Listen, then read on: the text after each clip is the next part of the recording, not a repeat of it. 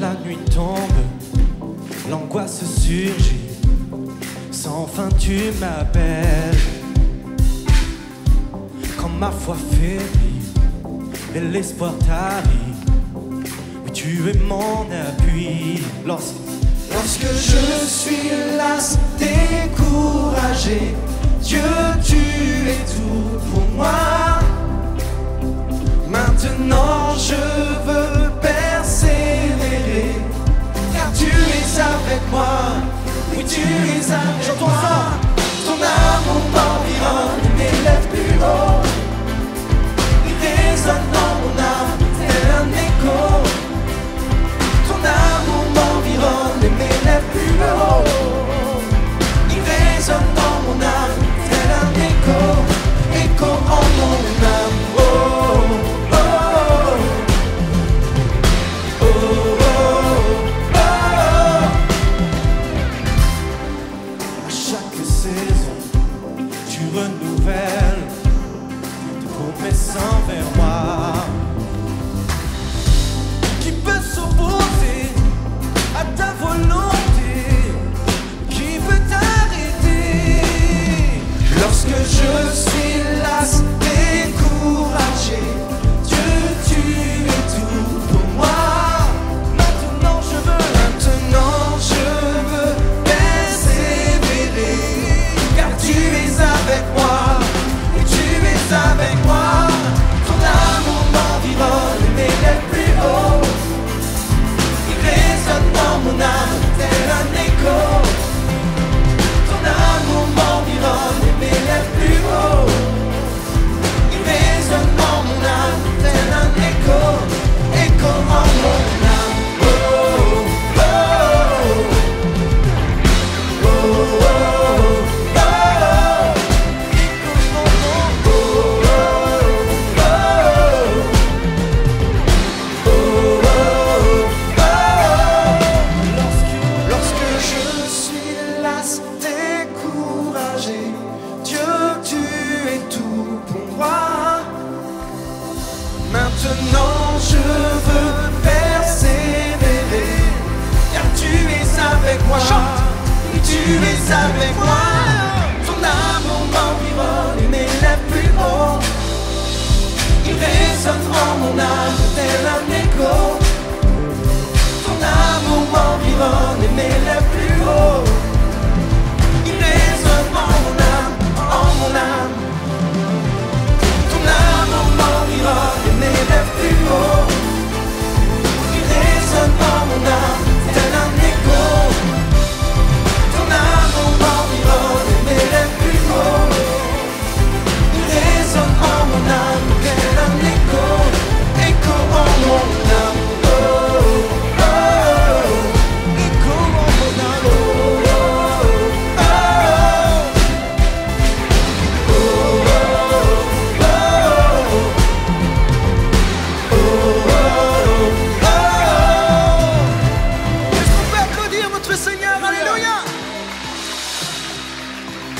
Il dit je suis le chemin, la vérité et la vie. Je suis le chemin, la vérité et Jésus, merci parce que tu nous aimes d'un amour éternel.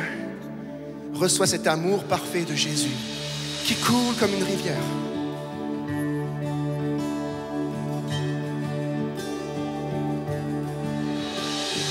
Du sommet des cieux, tu as vu nos cœurs orgueilleux. Nous étions loin, perdus dans l'ombre du péché. Réalise-le. Ton cœur a saigné face à nos vies emprisonnées.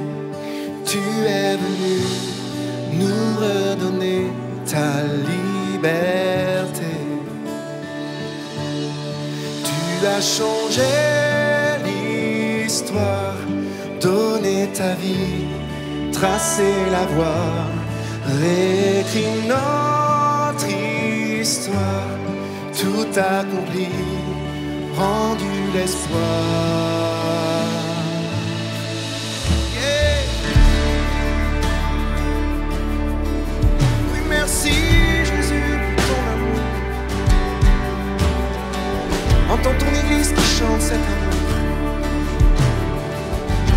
sommet des cieux, tu es venu. Du sommet des cieux, tu as vu nos cœurs orgueilleux.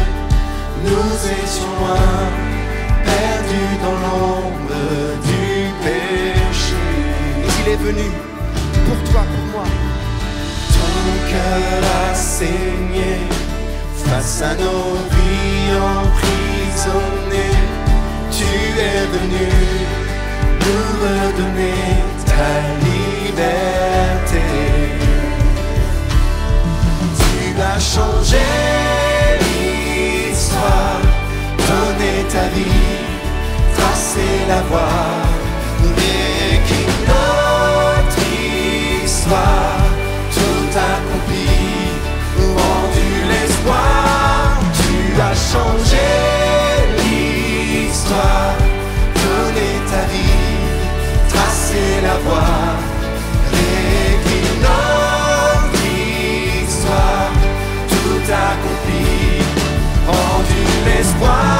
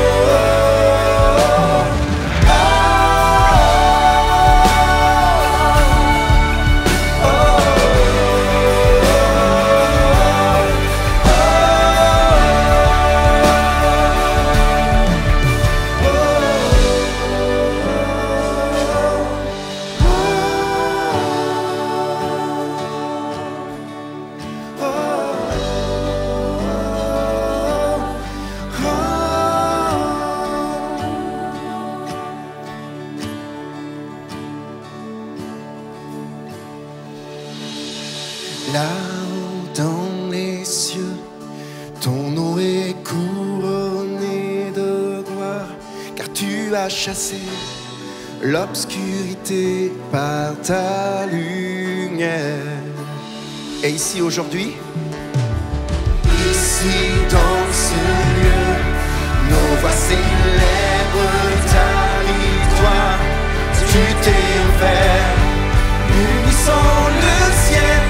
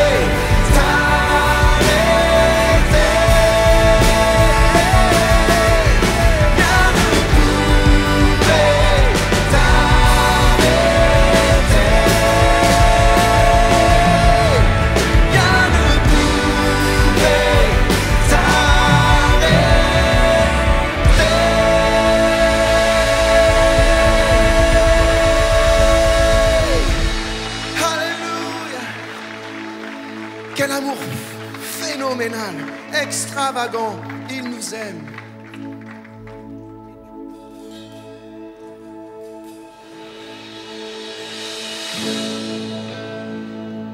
Dieu te bénit, Dieu te garde et Dieu te donne sa paix, quoi qu'il en coûte. Dieu te bénit et te garde, il rayonne sur toi, il t'accorde sa grâce. Chante l'église.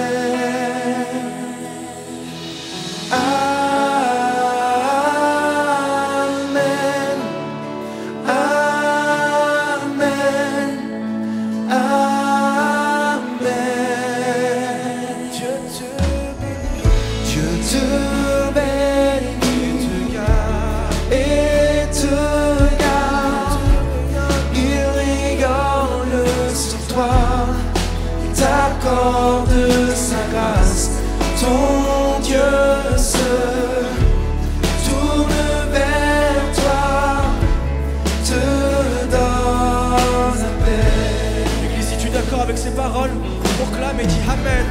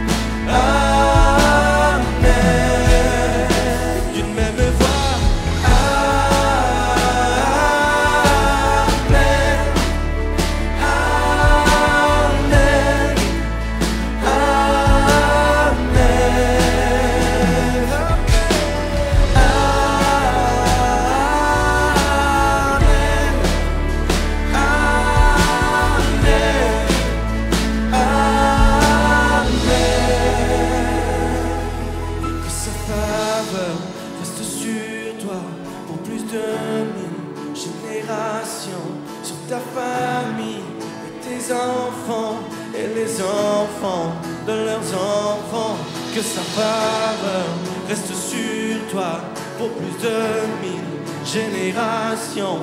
Sur ta famille et tes enfants et les enfants de leurs enfants, que sa faveur reste sur toi pour plus de 1000 générations.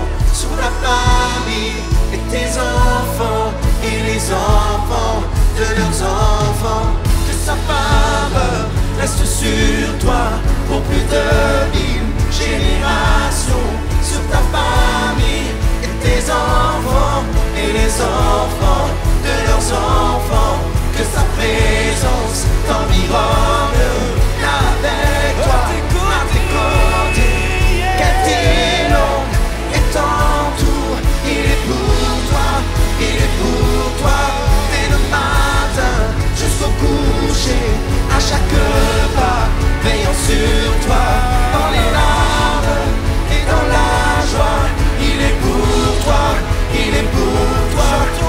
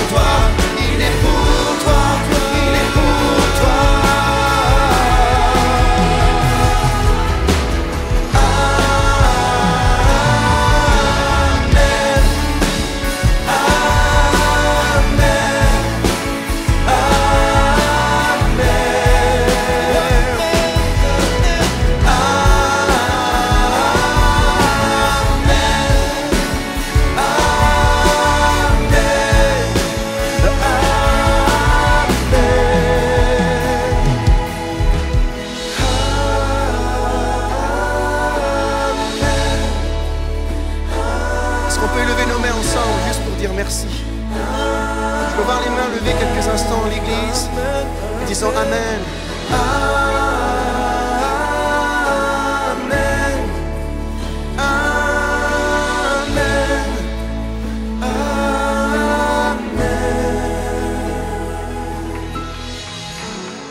Il n'y a pas de fatalité. Il n'y a pas de fatalité. Il n'y a pas de fatalité. Parce que Jésus est ton bien. Ne regarde pas tout ton passé écrasant. Dieu veut faire quelque chose de nouveau dans ta vie. Dans ma vie. Dis juste Amen. Amen. Amen. Acclamons notre roi, notre Seigneur.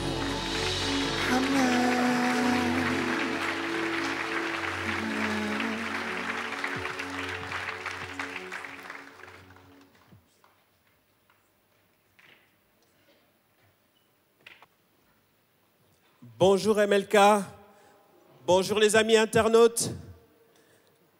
Bonjour, mais j'ai l'impression qu'il y en a qui ne sont pas encore arrivés. Bonjour MLK. C'est un jour de joie, n'est-ce pas Nathalie? Oui, en effet. Alors il se passe quelque chose de particulier aujourd'hui. Est-ce que, Nathalie, tu peux nous en dire plus là? Il y a les jacuzzis, il y a du monde dans la salle. Waouh, qu'est-ce qui se passe? Là, c'est super. Donc aujourd'hui, c'est une célébration un peu spéciale que nous aimons beaucoup, beaucoup, beaucoup à MLK. On aime beaucoup vivre ces temps-là. Il y a 22 personnes qui vont se faire baptiser aujourd'hui. Yes. Attends, Nathalie, attends. J'ai bien entendu 22. 22. C'est tout ce que ça vous fait? 22 personnes qui se font baptiser? Gloire à Dieu, hein. Quand même. C'est vraiment un privilège, voilà, de pouvoir vraiment les accompagner jusque dans le plouf, comme on dit, dans l'équipe. C'est ça. Donc c'est formidable. Donc c'est des personnes, ces 22 personnes ont rencontré un moment de leur histoire, le Seigneur. Et ça a changé leur vie. Et c'est beau de voir qu'aujourd'hui, ils s'engagent pour le Seigneur pour le restant de leur vie. Alors vous, amis internautes qui nous suivez, vous aussi, réalisez qu'il y a un engagement qui se fait là et on va être témoins de ça, de cette belle joie, de ce bel engagement. On les encourage, vous voulez les connaître un peu plus là? Ah! Alors on a 2 équipes de foot, c'est pas pour un stade, c'est pas pour un match, mais pour un engagement quand même. Je vais vous demander une petite chose. En fait, ils sont un peu impressionnés, comme nous d'ailleurs. Hein.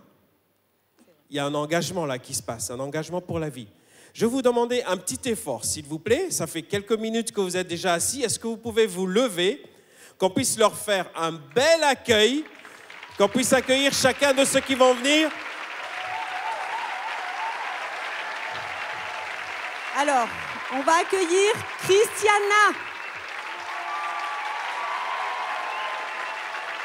Nous accueillons Malcolm. Laetitia. Nous accueillons Rogatien. Dina. Svensson. Sonia.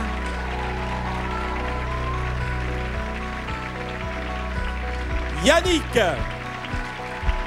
Nous accueillons Mélinda. Nous accueillons Jean-Sébastien. Grâce. Ovation pour Leandro. Adriana. Nous accueillons Raphaël. Hilary. Nous accueillons aussi Emmanuel. Hilary. Laurine. Nous accueillons Tara. Grâce. Et Caroline. Nous accueillons Yvonne.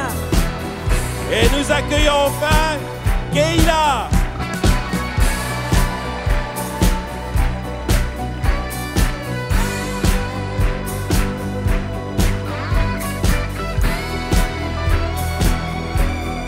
Une belle journée nous attend.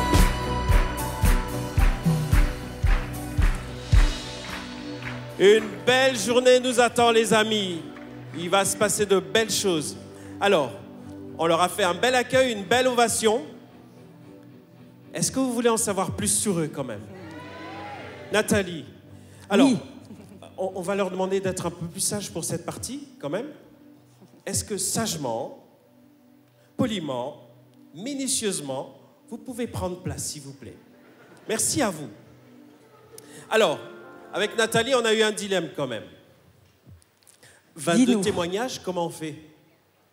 C'est chaud, 22 témoignages. Apparemment, on a trouvé une solution. C'est ça, parce qu'on s'est dit, soit on rallonge la célébration de 2 heures, mais on s'est dit, c'est pas sûr que ça passe. Ou alors, on a sélectionné quelques candidats pour vous et on aimerait en savoir un peu plus sur leur histoire. Est-ce que vous êtes avec nous? Les internautes, ouvrez grand vos cœurs. On va apprendre à les connaître un peu plus. On encourage les 2 premières, s'il vous plaît. On y va, Nathalie? On y va.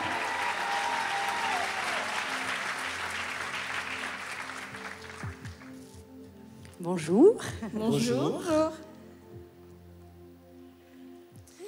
Alors, apparemment, vous ressemblez beaucoup, hein? Vous êtes sœurs, c'est ça? Oui, c'est ça. Pas jumelles. Pas jumelles. Pas jumelles, on dirait. Alors, je vais commencer par toi, Laetitia. Enfin, une petite question pour te connaître mieux. Alors, tu as eu une image de fille modèle quand tu étais plus jeune, mais tu étais surtout rebelle, en fait. C'était une façade. Comment as-tu changé et décidé de t'engager avec Jésus, justement? Alors, oui, c'est vrai. J'ai toujours eu cette image de fille modèle. Enfin, je l'étais plus ou moins. J'avais de bonnes notes, j'étais bonne assez dans tous les domaines, on va dire. Mais il y a quelque chose... j'avais un très mauvais caractère, c'est-à-dire que j'étais très rebelle. Je ne respectais pas l'autorité, ni ma sœur, ni mes parents. J'étais toujours là, en fait, à confronter mes idées par rapport aux autres. Toujours là à pas vouloir accepter, justement, qu'on m'impose quelque chose. Je savais aussi blesser et appuyer sur les faiblesses des personnes. Et je ne m'en rendais pas compte parce que, en fait, moi, j'étais un cœur de pierre, comme on m'appelait. Du coup, je ne savais pas que moi, quand j'avais des paroles envers les autres, ça pouvait aussi les blesser. Et du coup, j'ai compris au moment où, en fait, je blessais vraiment ma sœur quand on habitait ensemble. Je me suis rendu compte que, en fait, ce que je faisais, c'était très, très mauvais. Et la seule chose qui a commencé à m'apaiser, c'était quand j'entendais la parole de Dieu, quand j'écoutais des louanges. Et en fait, je me suis rendu compte qu'il fallait vraiment que j'apaise mon cœur. Donc petit à petit, c'est un cheminement que j'ai eu vers Dieu, vers Jésus. Il m'a montré en fait de quoi il était capable, de ce qu'il faisait autour de moi, ce qu'il faisait pour moi depuis ces 2 ou 3 dernières années, que ce soit professionnellement, personnellement, avec ma famille due au Covid, mon oncle... Laetitia. Et surtout par rapport à ce que ma sœur a traversé. Pour moi, enfin, si je suis là avec elle, c'est que c'est vraiment un témoignage pour moi parce que même si tu peux traverser en fait tous les combats possibles de la vie, tant que tu as Dieu, en fait, tu pourrais toujours t'en ressortir plus forte. Et ma sœur, c'est vraiment mon modèle, en fait. Et c'est pour ça que je suis là avec elle et que je témoigne devant vous de l'amour de Dieu et de pourquoi je vais donner ma vie à Dieu, parce que j'ai beau avoir été la personne la plus mauvaise, entre guillemets, mais en fait, Dieu, il ne regarde pas le passé, en fait. Dieu, il regarde le futur. Dieu regarde, en fait, ce que tu veux être après. Merci. Et par rapport à ton futur, Laetitia, comment tu te disais rebelle. Aujourd'hui, comment est ton attitude vis-à-vis du Seigneur, de ta sœur et des autres, puisque tu n'es plus cette fille rebelle? C'est ça. Je suis plus sage maintenant, donc c'est une chose. Elle a dit donc, il y a une confirmation. C'est ça. Non, en fait, tout simplement, je me suis assagie et puis j'ai apaisé mon cœur. Je pense que c'est ce qu'il fallait. J'ai ouvert mon cœur aux autres et maintenant, ce que je veux, en fait, c'est juste répandre l'amour et être une lumière pour les autres et montrer en fait l'amour de Dieu à travers moi. Voilà. Merci pour ton témoignage, Laetitia. Merci. Alors Laetitia, tu as parlé de ta sœur qui est à côté, Christiana. Oui, Bienvenue c'est ça. Christiana. Alors justement, tu as vécu une histoire douloureuse. Et qu'est-ce qui s'est passé et comment Dieu est intervenu? Bonjour à tous, moi c'est Christiana, j'ai 25 ans. Alors il y a de nombreuses années, j'ai rencontré un homme qui a toujours été dans mon entourage, mais je ne le calculais pas. Et on s'est mis ensemble, donc tout était disposé à ce que ça se passe bien. Il avait une autre religion, donc il était musulman, et moi j'étais chrétienne, et on était conscients tous les deux de ça. Donc dès le début, on s'était mis d'accord sur la vision de plus tard. Et on s'est fait, comme on savait qu'on avait une religion différente, on a décidé de se faire suivre, rencontrer des pasteurs et tout, mais on a quand même souhaité, on s'est dit que l'amour surpasse tout. Et à l'époque, nos foi étaient encore tièdes. Et donc du coup, on a fait les choses bien, on s'est fiancés, on s'est mariés, on a fait un beau mariage. Et au bout de 3 mois de mariage, on vivait notre best vie. Et puis 3 mois de mariage, je le trouve de plus en plus distant. Je ne comprends pas exactement ce qu'il a. Et je le trouve de plus en plus distant, je comprends pas. Et il commence à me dire que la religion, il veut plus d'influence chrétienne dans sa vie et tout. Sauf que moi, je lui disais qu'on s'est fait des promesses, en fait. Donc, on doit les tenir. C'est pas au bout de 3 mois de mariage que tu lâches tes promesses. Et je voulais tellement sauver mon mariage. Et du coup, j'ai accepté que mes enfants grandissent dans une autre religion. J'ai accepté de cacher ma foi. En fait, je l'ai fait passer en priorité. Je pensais qu'à lui, en fait. Je voulais qu'il aille mieux parce qu'il était en dépression. Tu as pris sur toi. Voilà, j'ai pris sur moi. Je voulais tout faire pour sauver mon mariage. Et je me suis oubliée, j'étais plus heureuse. Et pourtant, de base, je suis toujours de bonne humeur tout le temps, mais je me reconnaissais plus. Les mois passent et le combat, c'est le même. Plus d'amour, son amour disparaît. Et un jour, je découvre la vérité et je découvre que voilà, il aimait une autre femme depuis avant le mariage. Et j'étais détruite, vraiment. J'ai une grosse crise d'angoisse. En fait, je ne comprenais pas comment une personne avait bien, parce que c'était un homme bien, comment il a pu me faire ça. Et il aimait vraiment, il voulait faire sa vie avec cette femme et tout. Et en fait, cette semaine-là, en fait, j'avais soif de Dieu. J'ai jamais douté de sa présence, mais en fait, je me disais, pourquoi Dieu, tu me fais ça à moi? J'essaie de tout faire bien, je suis pas parfaite, mais j'essaie de faire les choses bien. Pourquoi tu me fais ça? Et en fait, j'avais vraiment soif d'aller à l'église. Je suis allée à l'église Amelka un samedi ou un dimanche avec ma sœur. Et le message, c'était quoi? C'était comment surmonter une rupture amoureuse. Wow. Et vraiment... La réponse à ton pourquoi commençait à venir. C'est ça. Et le message d'après, c'était aussi, le prochain dimanche, c'était comment vaincre les crises d'angoisse et tout. Et je me suis dit, mais comment comment Dieu il est au courant de ma vie? Et du coup, je pleure, je n'en pouvais plus. D'habitude, de comportement, je me dis, vas-y, je vais pas montrer mes faiblesses devant les gens, mais là, c'était impossible. On n'avait même pas de mouchoir en plus. T'es au bout de notre vie. Franchement, il y a le Difficile masque. de gérer. Franchement, il y a le masque aujourd'hui. Et du coup, sur le côté, à la fin de chaque culte, on peut demander des prières. Et je vais demander une prière. Et il y a une des pasteurs qui me voit, qui vient me faire un câlin et elle me dit, je sens que Dieu, je sens que tu es allé sur une mauvaise route, mais Dieu aujourd'hui te donne l'opportunité de recommencer avec lui et de refaire ta vie. Et là, vraiment, c'était ma révélation, vraiment, quand je vous dis que... En fait, j'étais en train de me dire que en fait, je vis le pire, parce qu'en fait, Dieu il a un meilleur plan pour moi qui va arriver juste après. Et j'ai peut-être perdu l'homme avec qui je pensais faire ma vie, mais j'ai retrouvé l'amour de ma vie qui est Jésus. Amen. Merci. Merci pour ton témoignage. Merci à vous. Merci. Merci à vous. On va accueillir des prochains. On va voir quelque chose. Il y a une surprise. On encourage la surprise qui va arriver.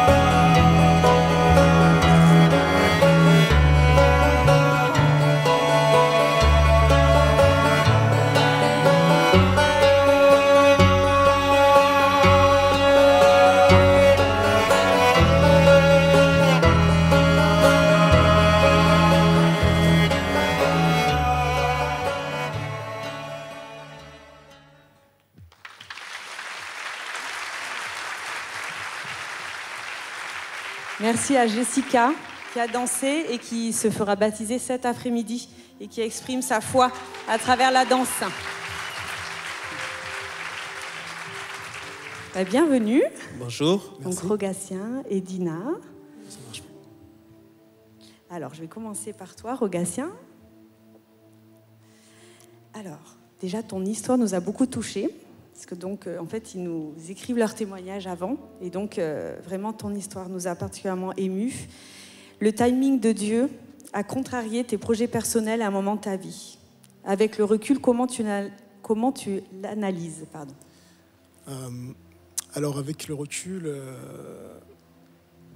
déjà, pour expliquer mon histoire, j'ai étudié à l'étranger, donc une partie au Canada.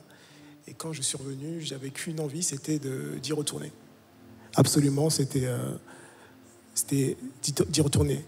Et du coup, il s'est avéré que j'ai fait plusieurs demandes qui n'ont pas été acceptées. Pourtant, j'avais un dossier parfait. J'avais tous les cursus, tous les diplômes, l'expérience qui allait. Mais mes demandes étaient tout le temps refusées. Et ce qui s'est passé, en plus de ça, c'est qu'à mon retour, mon père a rencontré de très gros problèmes de santé. Et notamment liés à l'alcool. Donc, c'était très compliqué.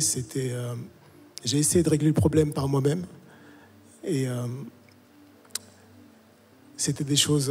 c'était comme si j'essayais de franchir un mur invisible, puisque je mettais tout mon possible pour l'aider. Mais quand on s'investit pour une personne qui est dans le déni et qui n'accepte pas de se faire soigner, c'est très compliqué. Et un jour... j'ai décidé de faire la prière du salut pour lui.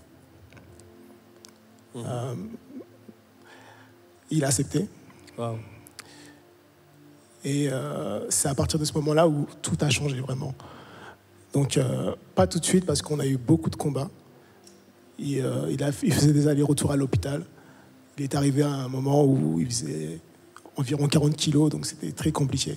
Surtout pour moi, son fils, de m'occuper de lui. C'est pas l'image que je voulais avoir de lui. Et avec le temps, les choses ont commencé en fait à se goupiller. J'ai eu l'aide qu'il fallait, j'ai pu l'amener en fait dans des services spécialisés. Et en 2018, sa santé a vraiment commencé à se rétablir et il a arrêté de boire aucune goutte d'alcool. Donc il a arrêté de boire. Et c'était un mal qui durait depuis une vingtaine d'années. Donc c'était vraiment quelque chose de très profond. Et vraiment, ce que moi j'essaie de faire et les professionnels de la santé n'ont pas réussi, eh ben, Dieu a réussi. Amen.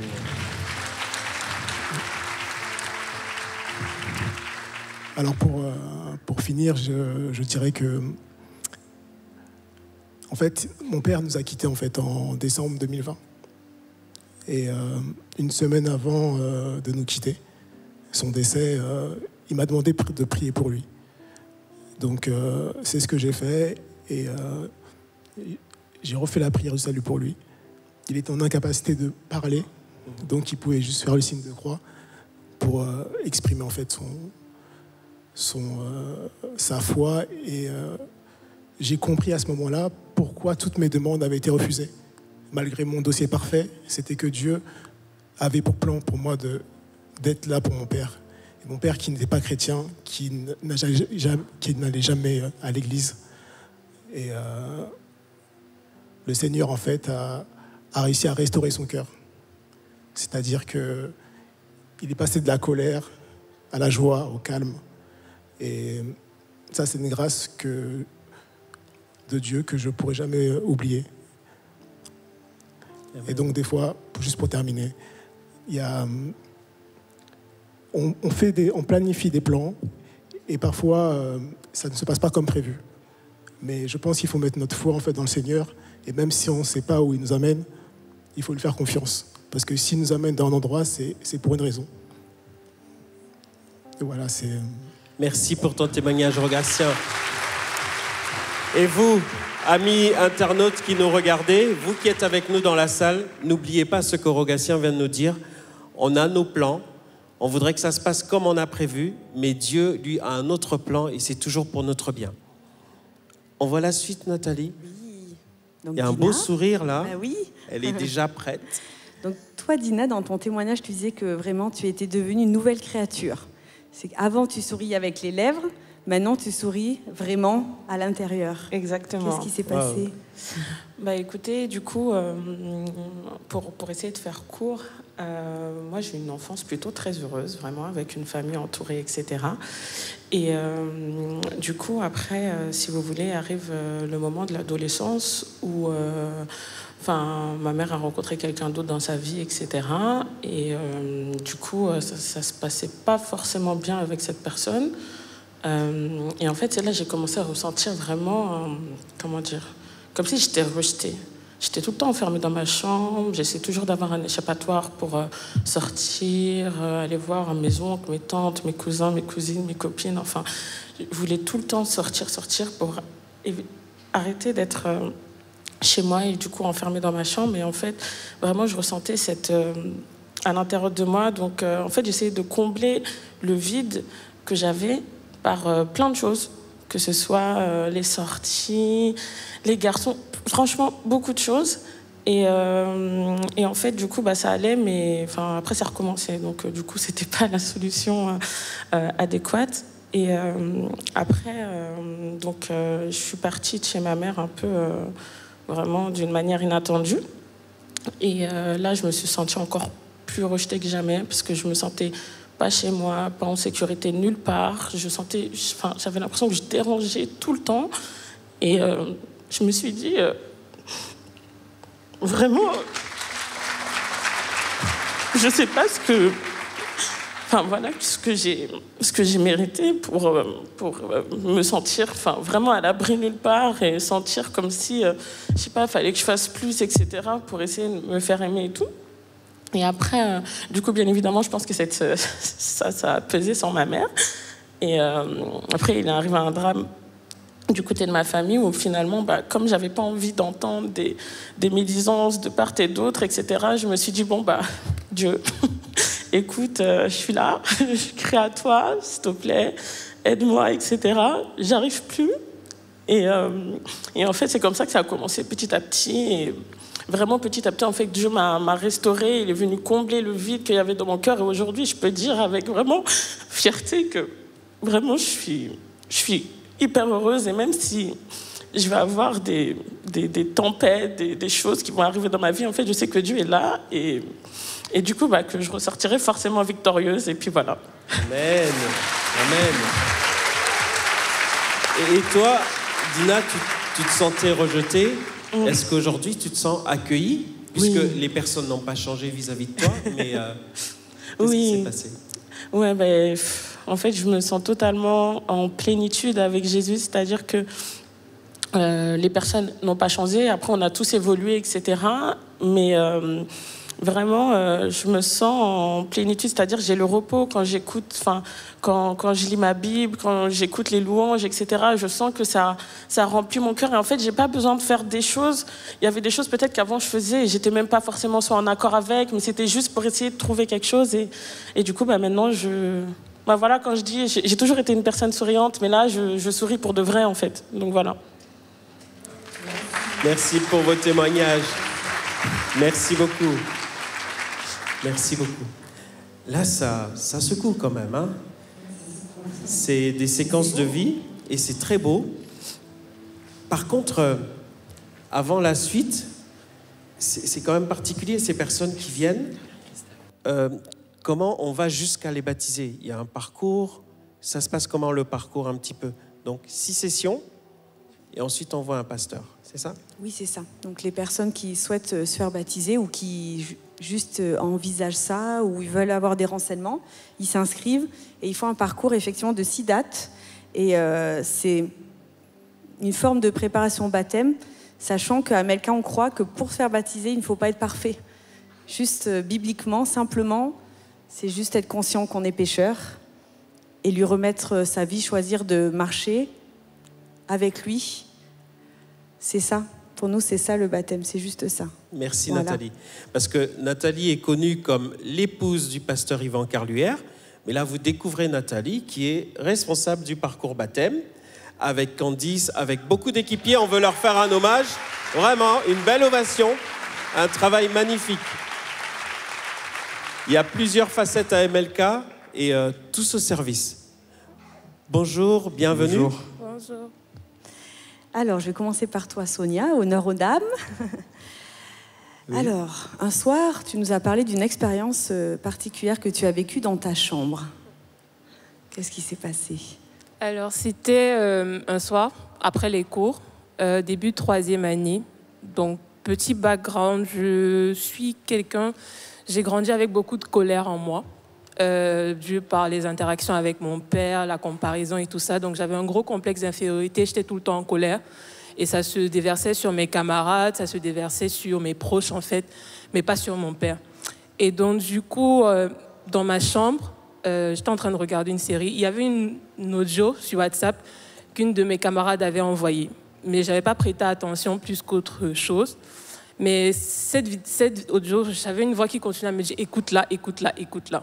Et donc, je l'ai écoutée. Et du début jusqu'à la fin, j'étais en larmes. Parce qu'en fait, c'était juste un pasteur qui racontait en fait sa rencontre avec Dieu et le fait qu'on ne le prend pas assez pour un père. Et que de la même manière, en fait, qu'on peut blesser les autres, lui aussi, il est blessé. Et j'ai été touchée par ça. Et en fait, j'ai vécu une expérience où je suis tombée au sol, mais je ne sentais pas le sol. J'ai vraiment senti la présence du Saint-Esprit dans ma chambre. Et à ce moment-là, en fait, il ne m'a pas remis comme mon père peut-être devait me dire « non, tu as fait ci de mal, tu as fait ça ». Il m'a juste dit « je te prends tel que tu es ». Et à ce moment-là, j'ai dit « il y a quelque chose qui doit changer, en fait ». Et c'est comme ça que j'ai décidé de donner ma vie à Jésus. Amen. Merci Sonia. Comme pour Sonia, Dieu veut devenir pour toi un père. Merci Sonia. Alors Malcolm, Bonjour. bienvenue. Merci. Alors Malcolm, tu nous as dit que avant tu t'étais inventé une nouvelle vie pour être accepté des autres. Bonjour, je m'appelle Malcolm, voilà. J'ai 19 ans. J'habitais avant chez ma mère, je voyais mon père de temps en temps. Et un jour, quand je suis allé chez mon père, ça s'est très mal passé. On a eu, je lui ai dit que voilà, j'avais plus envie de venir chez lui. Et ma belle-mère qui était là m'a écrit un passage de la Bible, le retour du fils prodige, avant que je m'en aille. Et que après, j'ai écrit le passage. J'ai écrit ce passage, elle m'a dit de l'écrire. Je l'ai écrit. Et ensuite, je suis parti de chez mon père. Je suis parti et sans laisser de nouvelles il y a 1 an. J'ai fait beaucoup de choses, de mauvaises choses. J'ai fumé, j'ai menti, j'ai été dans la pudicité, la masturbation, toutes ces choses, toutes ces pratiques. J'ai fait beaucoup de mal à ma famille, que ce soit à travers les mensonges. J'ai beaucoup menti et ça a eu pour conséquence aussi, ça les a éclaboussés. Et je leur ai fait beaucoup de mal. J'ai eu beaucoup de mauvaises paroles, que ce soit envers mon père ou ma famille. Et lorsque je suis revenu, ma belle-mère, elle m'écrivait tout le temps. Elle voulait toujours avoir de mes nouvelles. Oh. Et j'avais tellement honte qu'à chaque fois, je l'esquivais. Je l'esquivais que quand elle m'appelait, je ne voulais pas prendre ses appels. Parce que je me suis dit, je leur ai fait tellement de mal que pourquoi je devrais répondre à ses appels? Qu'est-ce que je dois dire? Et elle a toujours prié pour moi. Elle me connaît depuis que j'ai 7 ans. C'est elle qui m'a initié à la prière. Moi, je ne priais pas forcément. Je priais que quand j'avais besoin de Dieu, que par intérêt, parce que j'étais vraiment très égoïste. J'étais centré sur moi-même et pas sur lui. Je ne le connaissais pas réellement. Je n'avais pas fait cet effort de le connaître non plus. Et ma belle-mère, à chaque week-end, quand je venais chez mon père, elle m'emmenait à l'église. Elle me partageait sa parole. Elle essayait de me le faire connaître. Chaque jour que Dieu fait, elle est là, elle me partage la parole. Elle me dit que voilà, telle chose, il ne fallait pas les faire.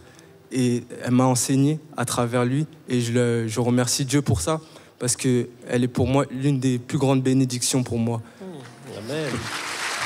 Et comment la bascule s'est faite dans ta vie? Puisque là, tu dis qu'elle voulait prendre tes nouvelles, tu ne répondais pas. C'est ça. Tu ne voulais pas affronter sa réponse. C'est ça. Ou alors, et comment ça a basculé pour qu'aujourd'hui tu t'engages à suivre Jésus? Tout simplement, Dieu, il l'a mis sur mon chemin. Et à travers elle, il a pu m'enseigner. Il a permis que je puisse le connaître à travers elle.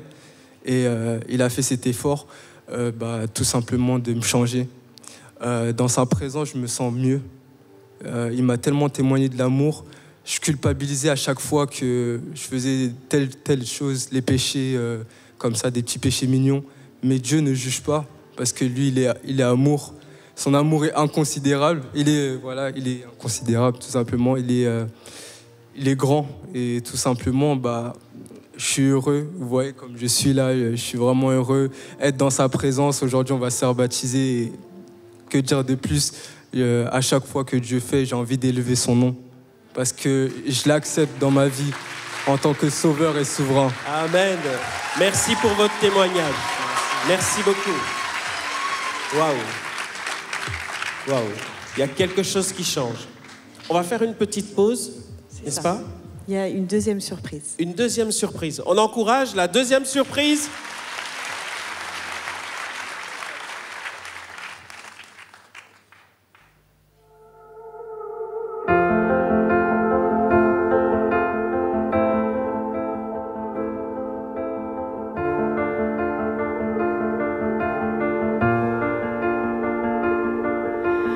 I keep fighting voices in my mind that say I'm not enough.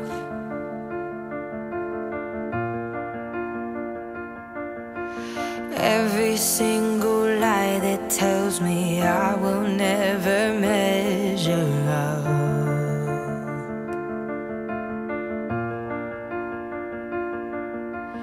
Am I more than just the sum of every high and every low?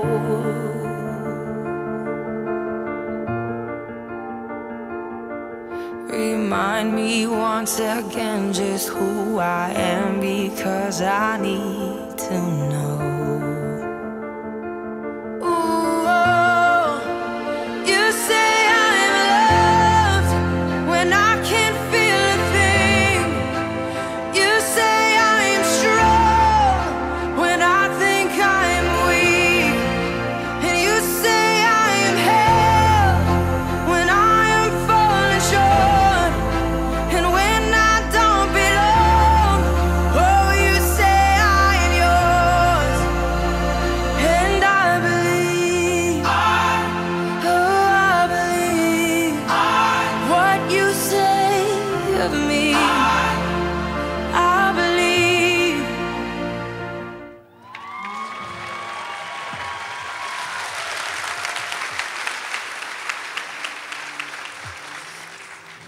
Merci à Yann, qui lui aussi se fait baptiser cet après-midi. Bravo Yann. Alors au parcours baptême, régulièrement, nous avons des couples.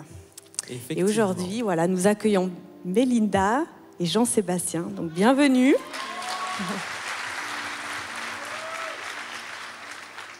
Et je crois que c'est une sorte de miracle si vous êtes là tous les deux aujourd'hui.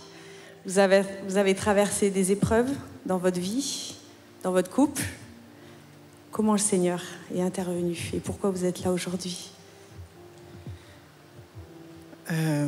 En fait, en 2016, je suis tombée malade Et j'ai failli mourir, en fait. J'ai eu une très grosse tumeur au cerveau. Et pendant plusieurs mois, je suis restée alitée. Et je voulais plus faire d'examen parce qu'on ne trouvait pas ce que j'avais. J'avais des douleurs et personne ne me comprenait, en fait. Je disais que j'avais mal. Quand je me levais, j'avais des difficultés, j'avais comme des grosses courbatures, j'avais des douleurs. J'avais des voiles noirs, en fait, devant les yeux. Et j'avais l'impression que personne ne me comprenait, à tel point que, en fait, tout le monde pensait que je faisais une dépression. Et j'ai fini en hôpital psychiatrique, dans une clinique psychiatrique. Ce qui s'est passé, c'est qu'avant d'aller dans cette clinique-là, j'avais un examen à faire et je me suis dit, de toute façon, comme on ne sait pas ce que j'ai, ça ne sert à rien de le faire. J'en avais marre. Donc je suis allée dans cette clinique. Au final, grâce à mon mari, en fait, il a réussi à persuader les médecins de me faire ce fameux examen et qui a tout révélé finalement. À 2 semaines près, en fait, c'était fini. J'ai été opérée et je suis restée très longtemps en fait en réanimation. J'ai perdu beaucoup de sang. Et en fait, à ce moment-là, Dieu m'a sauvée, mais je le savais pas. Je le savais pas parce que j'avais pas la foi. Je connaissais pas Jésus. Je connaissais rien en fait. Je connaissais la Bible. Je savais que Dieu existait parce que je suis d'origine antillaise, donc en fait, on sait que Dieu existe, mais au final, on va pas plus loin. On connaît le Notre Père. Je vous salue Marie. Et puis voilà, on ouvre la Bible quand on a le temps. Mais j'en avais pas conscience en fait à ce moment-là que c'était Dieu qui m'avait sauvée. Après ça, je me suis dit, je suis en vie, c'est super. Donc j'ai voulu brûler la chandelle par les 2 bouts et en profiter un maximum.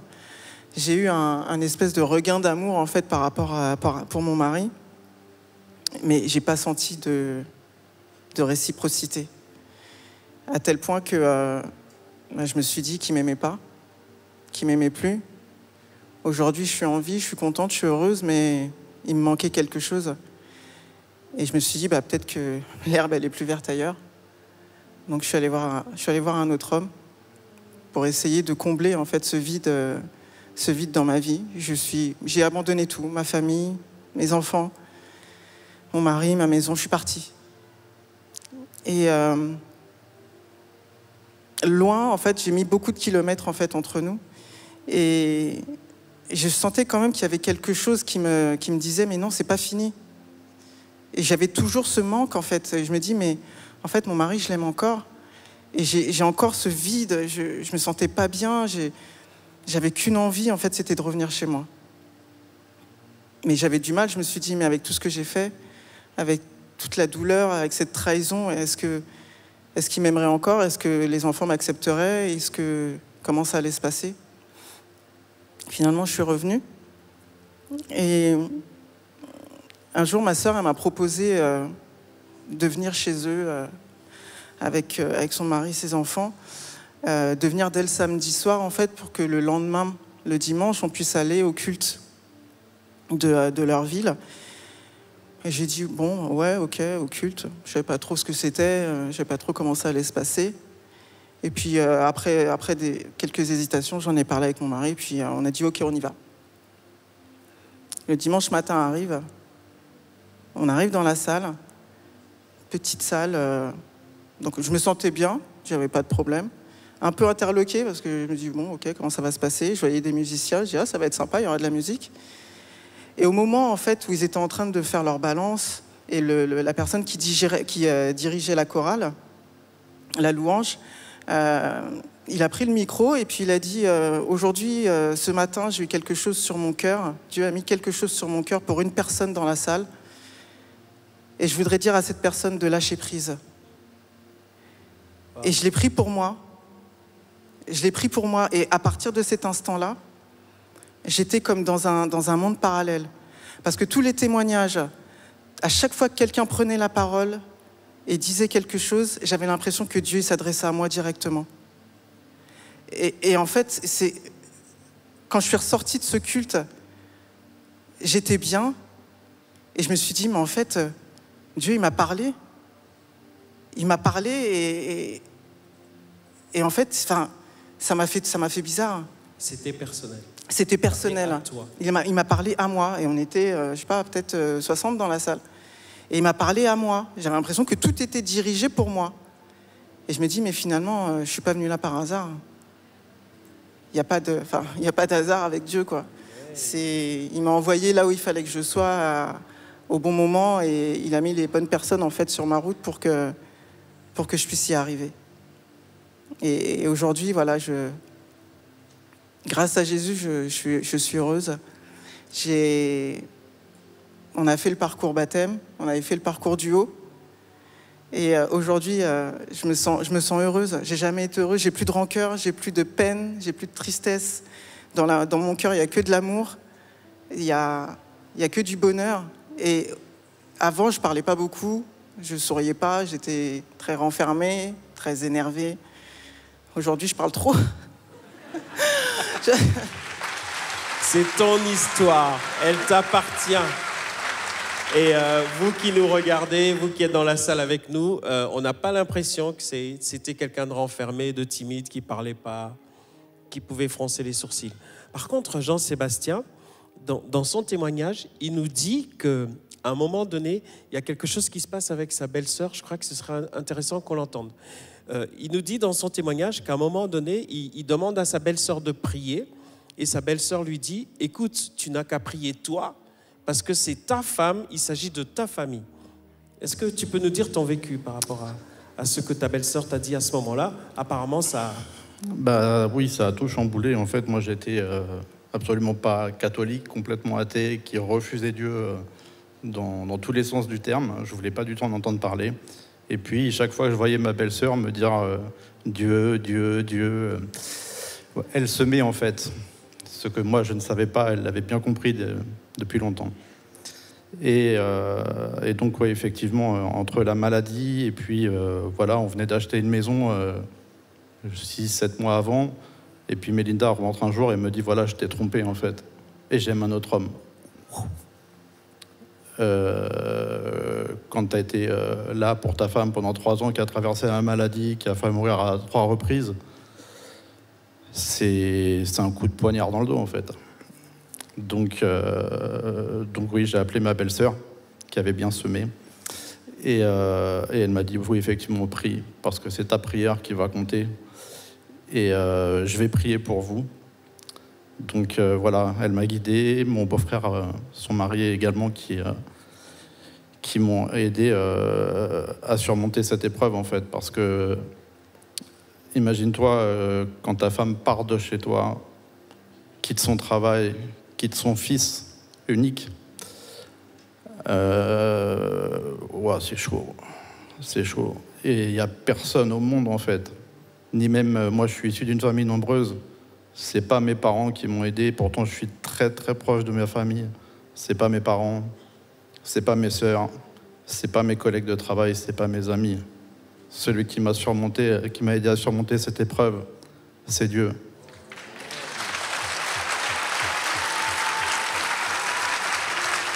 Amen.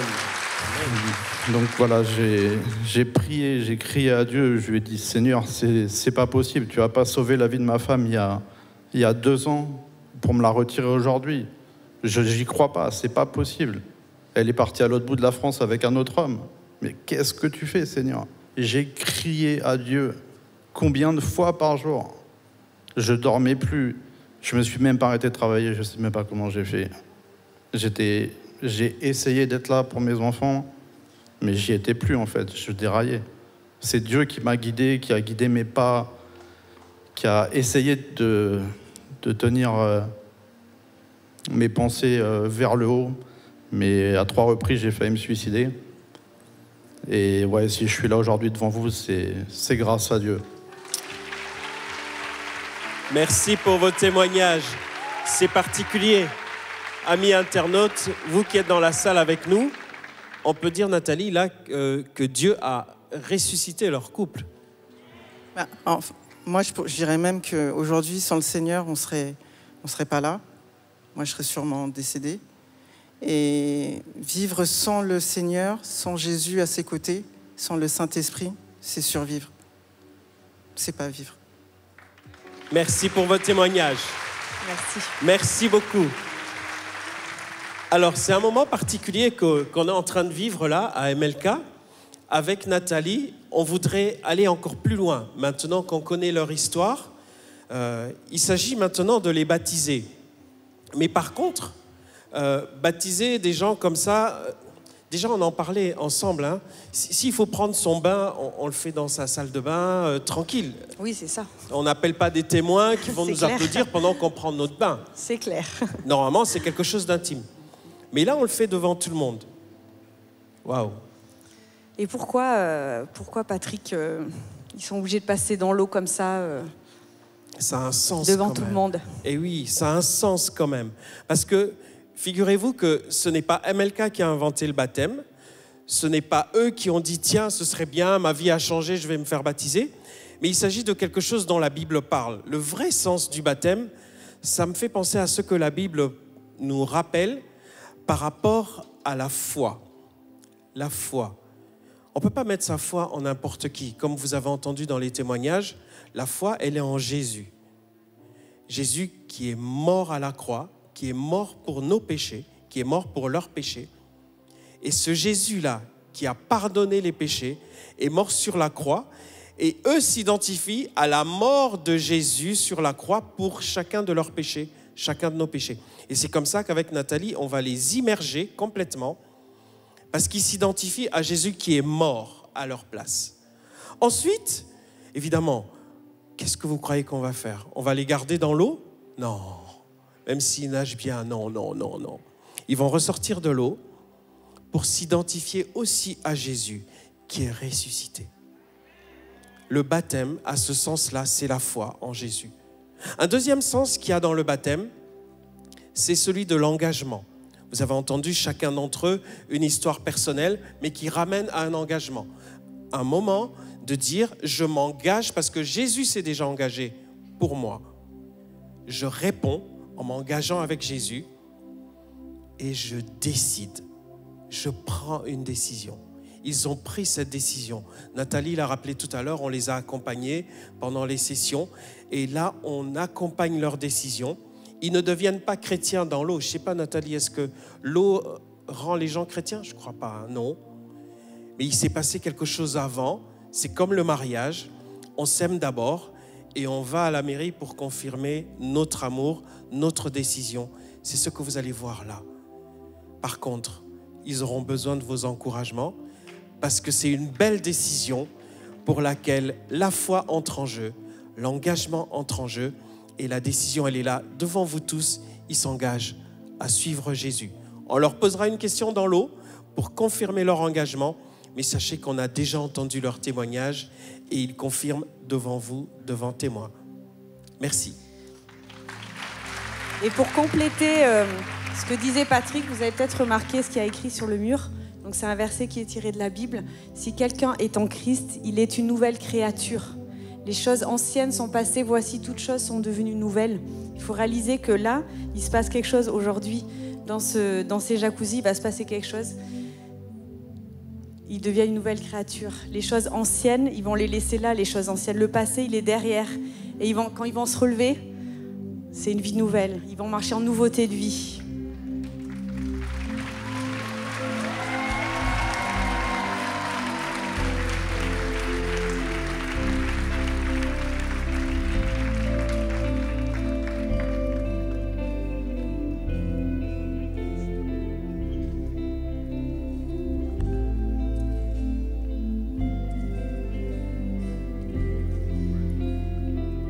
Christiana, tout à l'heure on a entendu ton histoire.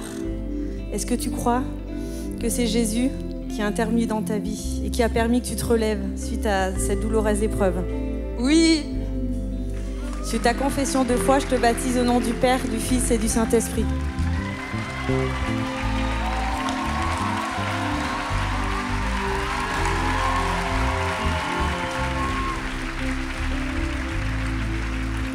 Malcolm, c'est à nous deux. On s'est parlé en entretien, tu m'as parlé de certaines choses, on a entendu ton témoignage. Tu dis que dans ta vie, tout a changé, que tu n'es plus le même, vraiment. Alors, est-ce que tu acceptes de faire de Jésus le berger de ta vie? Oui. Sur ta confession de foi, je te baptise au nom du Père, du Fils et du Saint-Esprit.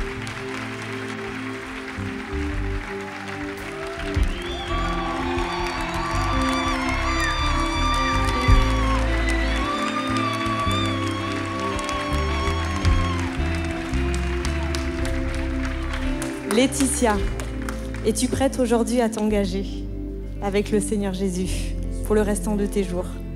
Oui! Je te baptise au nom du Père, du Fils et du Saint-Esprit.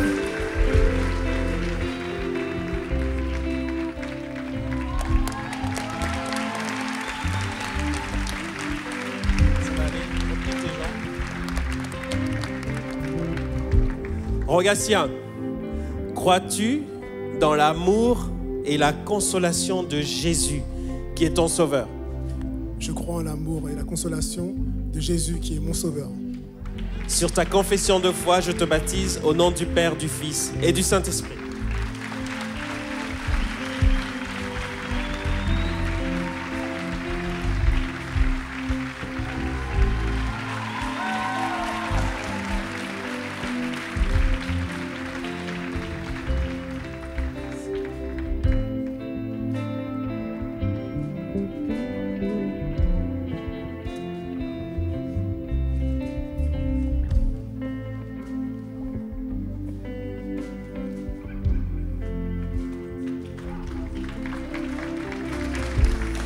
Dina,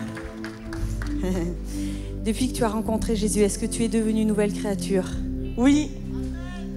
Est-ce que tu veux le suivre pour le restant de tes jours? Oh que oui! Sur ta confession de foi, je te baptise au nom du Père, du Fils et du Saint-Esprit.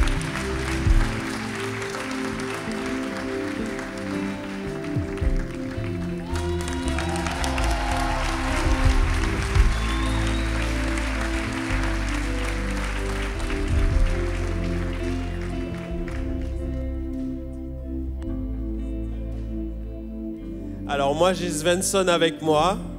Un moment particulier pour nous deux, n'est-ce pas? Waouh, on y est là. Jésus est mort pour te sauver. Il est ressuscité pour te donner la vie éternelle, Svensson. Est-ce que tu le crois? Je le crois. Sur ta confession de foi, je te baptise au nom du Père, du Fils et du Saint-Esprit.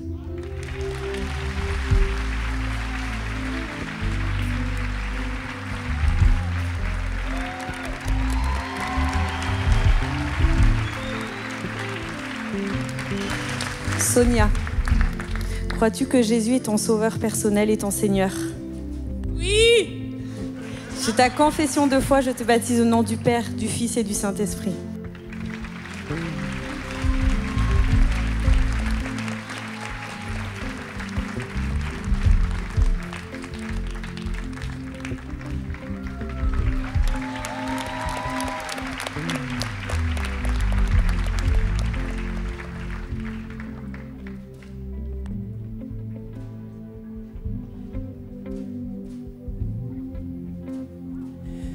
Yannick, crois-tu que Jésus revient te chercher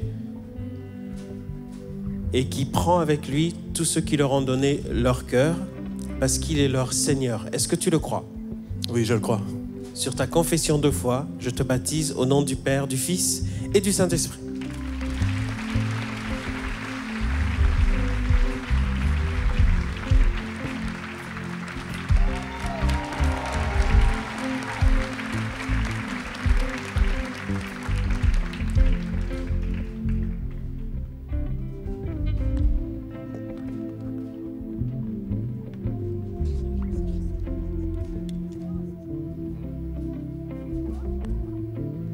On a un moment particulier, un moment exceptionnel là, qui va se passer, amis internautes, vous qui êtes dans la salle. Ils ont témoigné ensemble et on veut caler les choses pour qu'on puisse les baptiser en synchronisation.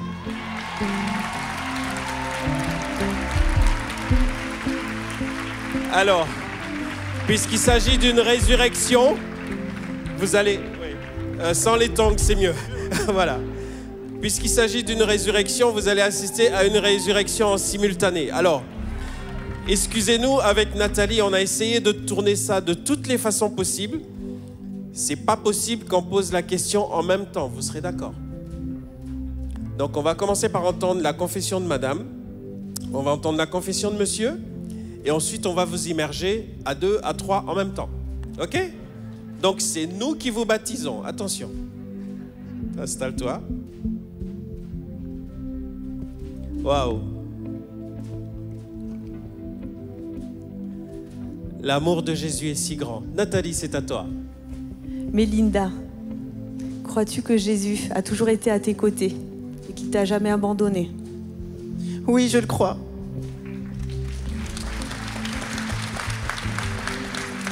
Jean-Sébastien, tu as accepté Jésus comme ton Seigneur et Sauveur personnel. Crois-tu qu'il a pardonné tous tes péchés et qu'il prend soin de toi? Oh que oui, il prend soin de moi.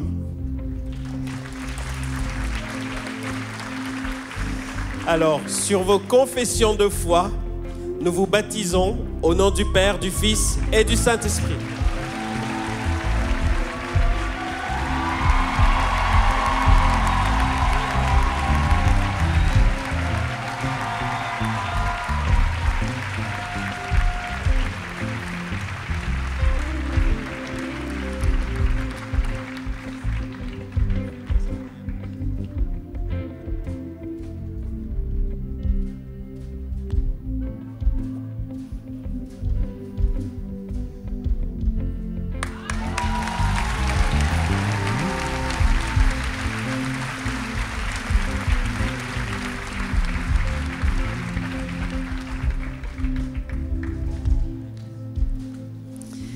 Grâce, crois-tu que Jésus-Christ est mort à la croix pour tes péchés et qu'il t'a sauvé?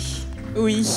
Sur ta confession de foi, je te baptise au nom du Père, du Fils et du Saint-Esprit. Et je suis avec Léandro. Jésus donne la vie éternelle à ceux qui croient en lui. Crois-tu que Jésus-Christ est le Fils de Dieu, Léandro? Oui. Sur ta confession de foi, je te baptise au nom du Père, du Fils et du Saint-Esprit.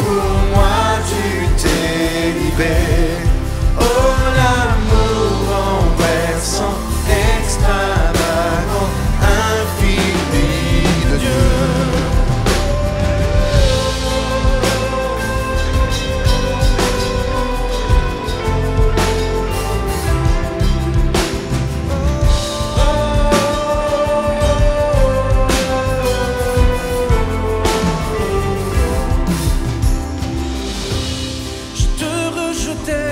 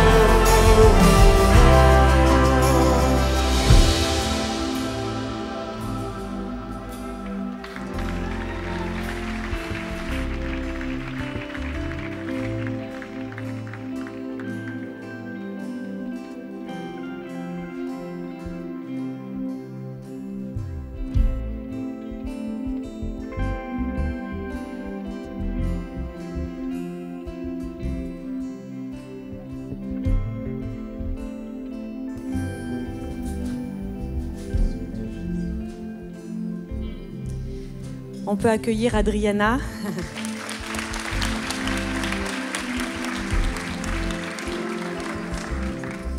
Et Raphaël qui nous rejoint en même temps.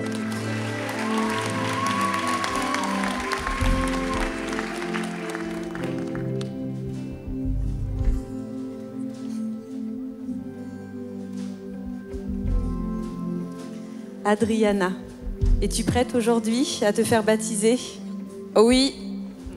Sur ta parole, je te baptise au nom du Père, du Fils et du Saint-Esprit.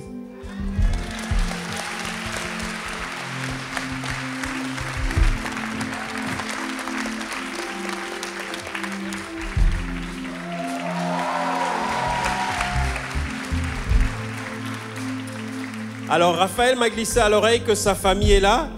Par contre, il m'a dit, j'ai dit où est-ce qu'ils sont? Je croyais qu'ils étaient ensemble. Il m'a dit ils sont éparpillés un peu partout. Est-ce que vous pouvez vous lever, la famille de Raphaël? On les encourage. Toutes les familles qui êtes là, qui accompagnez les vôtres, vos amis. Que Dieu vous bénisse. Raphaël, crois-tu que Jésus t'aime et qu'il te gardera même si tous t'abandonnent? Oui, je le crois. Sur ta confession de foi, je te baptise au nom du Père, du Fils et du Saint-Esprit.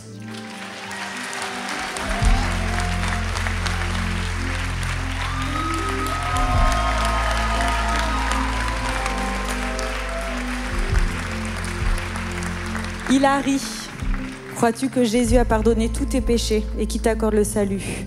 Oui. Sur ta confession de foi, je te baptise au nom du Père, du Fils et du Saint-Esprit.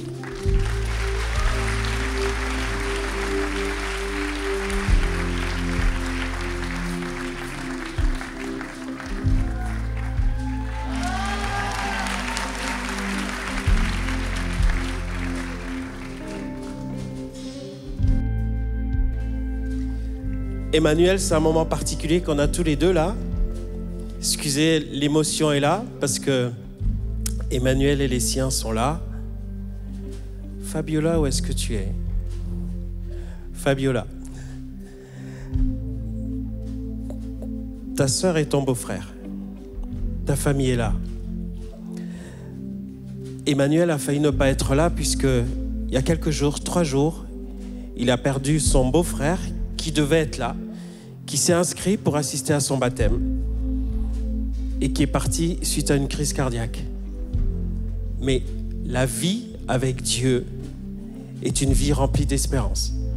Et c'est comme ça qu'Emmanuel, je voudrais te demander solennellement devant tous, il y a 25 ans, tu es parti loin de Dieu, loin, loin, loin de Dieu. Tu es revenu. Et il y a quelques jours, il y a eu un drame dans votre famille, dans votre vie personnelle. Jésus reste bon pour toi. Crois-tu que Jésus est ton sauveur et ton consolateur, Emmanuel? Oui, je le crois. Sur ta confession de foi, je te baptise au nom du Père, du Fils et du Saint-Esprit.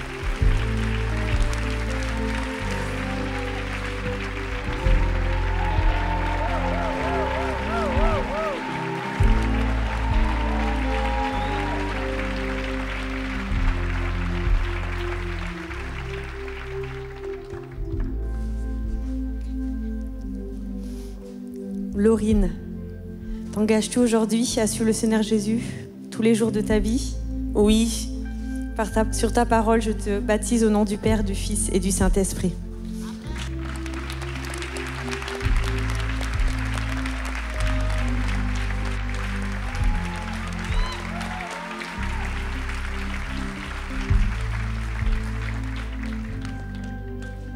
Tara, tu t'engages aujourd'hui à suivre Jésus. Qui est Jésus pour toi, Tara? Mon sauveur. Sur ta confession de foi, je te baptise au nom du Père, du Fils et du Saint-Esprit.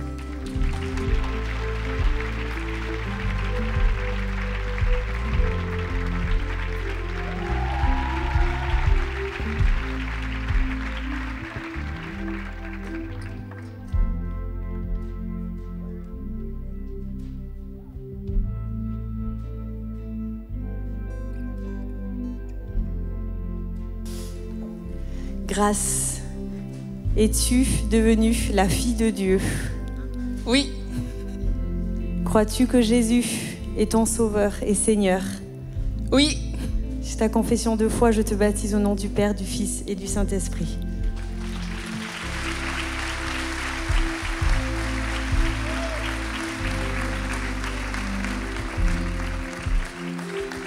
Alors, quelque chose de particulier avec Caroline, parce que je suis originaire du Congo-Kinshasa.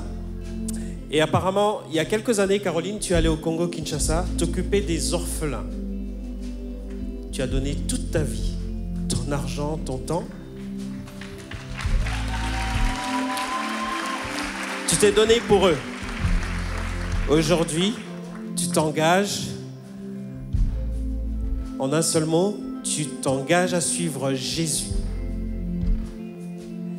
Qui est Jésus pour toi, Caroline? C'est mon sauveur, c'est mon libérateur, c'est mon consolateur, c'est celui qui a été là toujours en fait.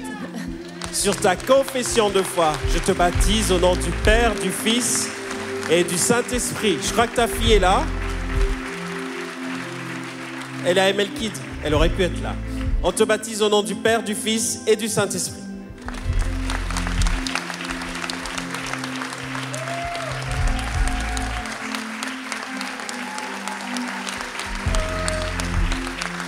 Yvonne, bon, tout à l'heure, tu étais pas mal stressée. Est-ce que tu te sens prête aujourd'hui à te faire baptiser? Complètement. Crois-tu que le Seigneur t'a donné la vie éternelle? Oui, bien sûr. Sur ta parole, je te baptise au nom du Père, du Fils et du Saint-Esprit.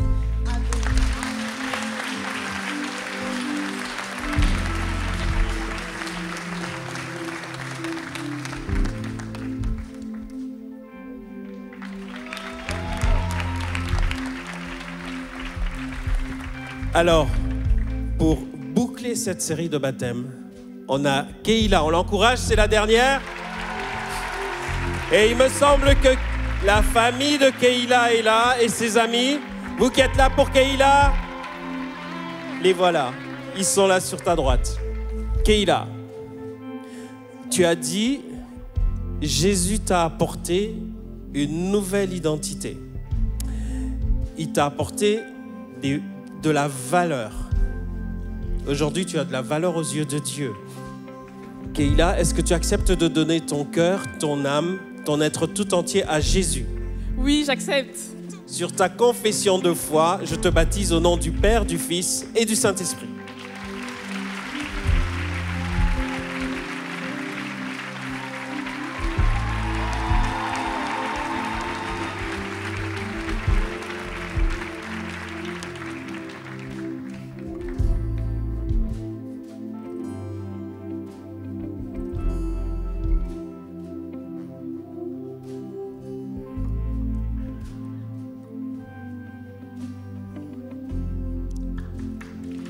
On encourage encore les baptisés, s'il vous plaît.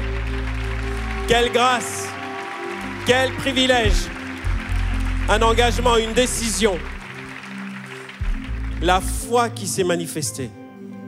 Excusez-moi de vous dire ça comme ça, mais j'aimerais qu'on prenne un temps ensemble.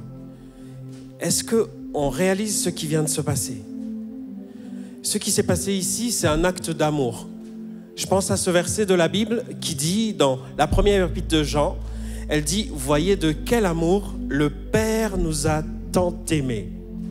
Le Père nous a tous aimés. Et l'amour n'est véritablement l'amour que lorsqu'il y a des preuves d'amour. Dieu a tellement aimé qu'il a donné. Dieu a tant aimé qu'il s'est donné. Ils ont tant reçu qu'ils se donnent. Et je me tourne vers toi en te disant, cet amour du Père, cet amour de Dieu, qui a offert Jésus pour toi. Sur la croix, c'était une bataille terrible. Il a payé à ta place. Il a pris ma place à la croix. Il a pardonné mon péché, il a pardonné ton péché. Ceux qui sont baptisés là, vous les connaissez, ceux qui êtes de la famille, des amis, ce ne sont pas des gens parfaits. Mais par contre, ils décident de laisser la lumière de Jésus entrer dans leur cœur, entrer dans leur vie. Veux-tu, dans ce moment qui est personnel, regarde pas autour de toi, il y a juste toi et moi. Dis-toi que c'est peut-être un temps de décision pour toi. Veux-tu laisser Jésus entrer dans ton cœur? veux-tu laisser Jésus faire pénétrer sa lumière en toi? Bien sûr, ce ne sera pas un projecteur. C'est une lumière douce. Elle ne te condamne pas. Elle ne te juge pas. Mais juste de dire, ma vie sans toi, on a entendu, elle n'avait pas de saveur, pas de valeur. Je voudrais te donner une chance, Jésus. Je veux te donner la place de changer ma vie, changer mon cœur. On se recueille juste un instant.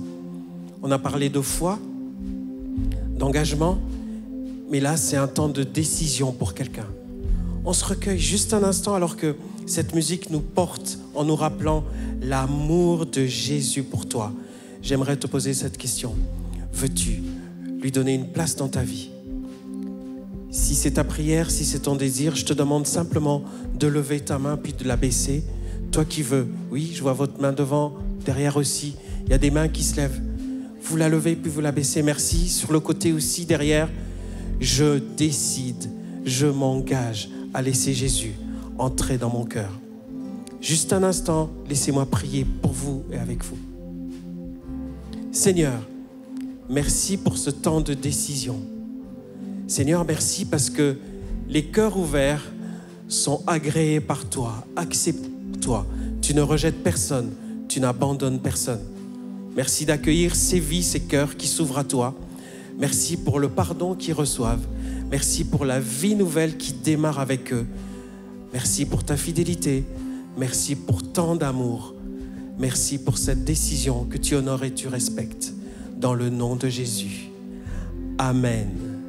Amen et amen. Amen, c'est pas c'est fini, mais amen, ça veut dire je suis d'accord avec ce qui a été dit.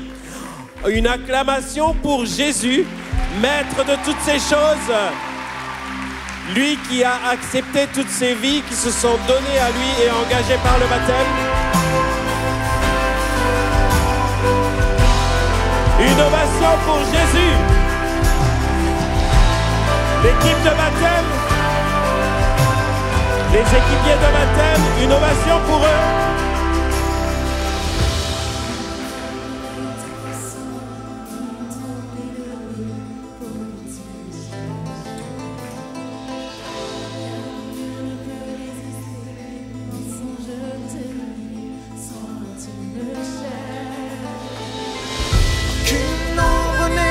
Sombre, ni mon trop élevé pour que tu me cherches. Aucun mur ne peut résister, ni mensonge à tenir, sans fin tu me cherches. Aucune ombre n'est trop sombre, ni mon trop élevé pour que tu me cherches. Aucun mur ne peut résister, ni mensonge à tenir, sans fin tu me cherches. Oh, l'amour renversant, extravagant, infini de Dieu. Sans périr, il me cherche, il me poursuit, me ramène la vie. Je suis sorti sans périr, mais pour moi tu t'es livré. Oh, l'amour renversant, extravagant, infini de Dieu.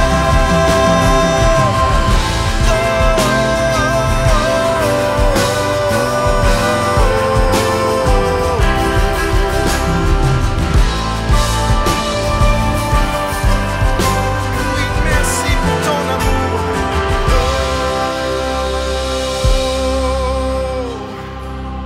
Amen. On dit amen à cet amour.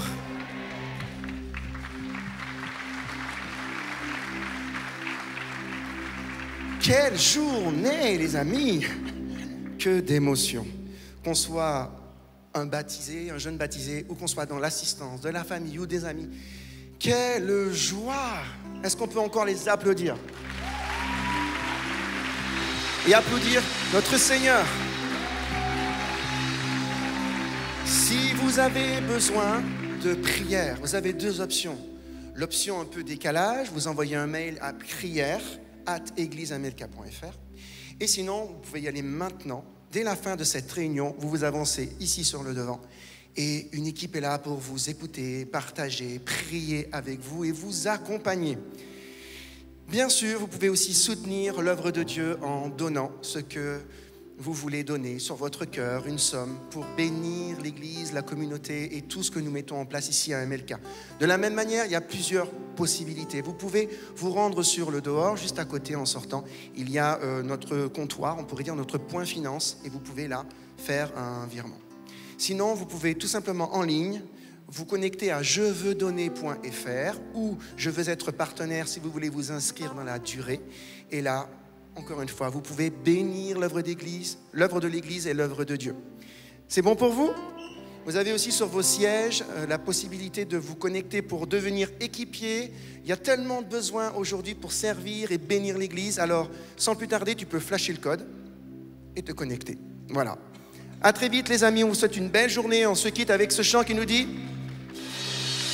par toi, je peux tout accomplir.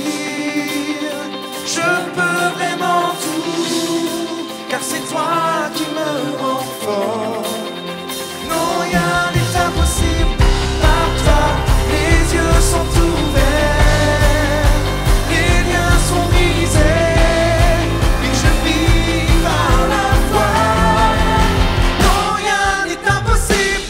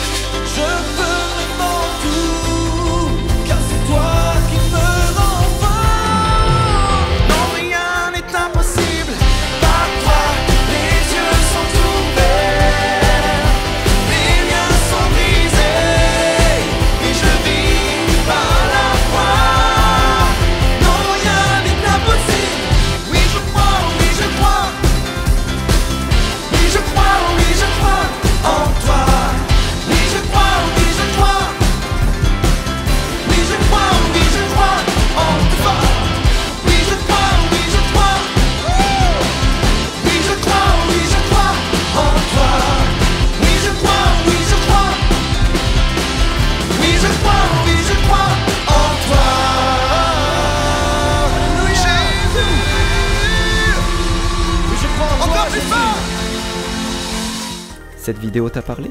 Clique sur j'aime. N'oublie pas également de t'abonner et de déclencher les notifications. Si cette vidéo t'a touché, elle peut aussi faire du bien à ceux qui t'entourent. Prends 5 minutes pour la partager à un proche ou à un ami qui en aurait besoin. Devenir partenaire, c'est facile. Tout d'abord, allez sur le site jeveuxêtre-partenaire.fr. Saisissez le montant que vous souhaitez donner. Ensuite, inscrivez vos coordonnées. Puis, validez mon abonnement. Ajoutez vos coordonnées bancaires et cliquez sur s'abonner. Merci. Donnons aujourd'hui pour construire ensemble l'Église connectée de demain. Ça y est, l'année 2021 touche à sa fin.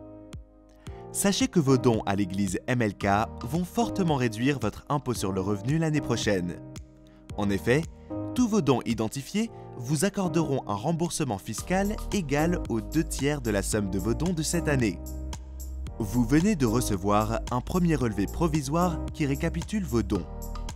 En début 2022, vous recevrez le reçu fiscal définitif intégrant vos dons de ce mois de décembre 2021. Merci de vous signaler auprès du service comptabilité pour vous identifier afin que nous vous fassions parvenir votre reçu fiscal annuel. Puisque l'église MLK est une association reconnue par l'État, vos dons effectués en 2021 par virement, prélèvement, par chèque et carte bleue seront déduits à hauteur de 66% de votre impôt futur. L'État vous reversera donc cette somme sur votre compte bancaire en 2 temps. La plus grande partie de votre réduction sera versée le 15 janvier et le reste en août prochain.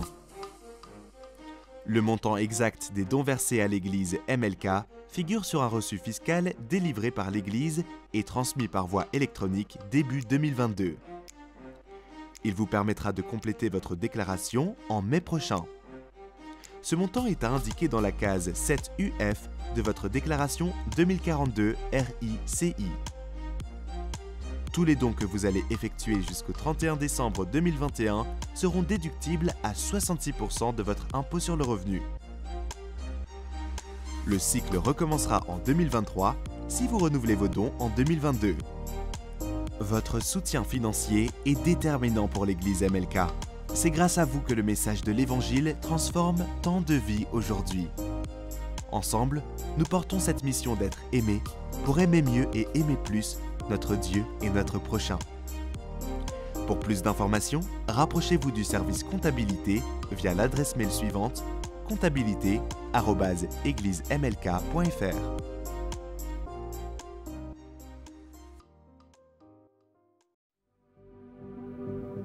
Chers amis, depuis le mois de mars, l'Église MLK a mobilisé tous ses moyens humains, techniques et financiers pour vous offrir chez vous des messages et des émissions de qualité. Car chaque jour, nos équipiers, qu'ils soient bénévoles ou salariés, donnent le meilleur d'eux-mêmes pour refléter l'amour de Jésus. La mission que Dieu a confiée à l'Église MLK consiste à communiquer son amour à vos enfants, à vos ados, à vos amis, à vos proches, à tous ceux qui décrochent de nos églises plus traditionnelles. C'est vraiment cet amour qui nous a attirés.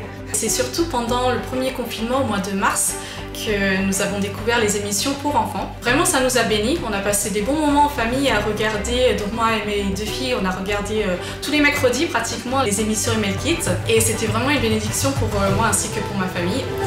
Autrement qu'avec le parler, on peut toucher aussi avec le visuel. C'est juste génial ce qu'MLK arrive à faire en adaptant son message. Dieu est dans cette maison tout le temps, certes, mais le dimanche matin, il est là plus. Nous ne pouvons pas réussir cette mission de reconnexion sans vous. Aidez-nous à les atteindre. Aujourd'hui, nous recherchons 3000 partenaires. 3000 partenaires qui choisissent de rejoindre financièrement ce travail en soutenant MLK à hauteur de 10 € ou plus chaque mois. Mon seul objectif est de donner une nouvelle chance à chaque personne qui risque de s'éloigner, qu'elle soit auprès ou au loin. Une chance de reconnecter personnellement avec Dieu. Aidez-nous. Devenez partenaire financier de MLK chez vous.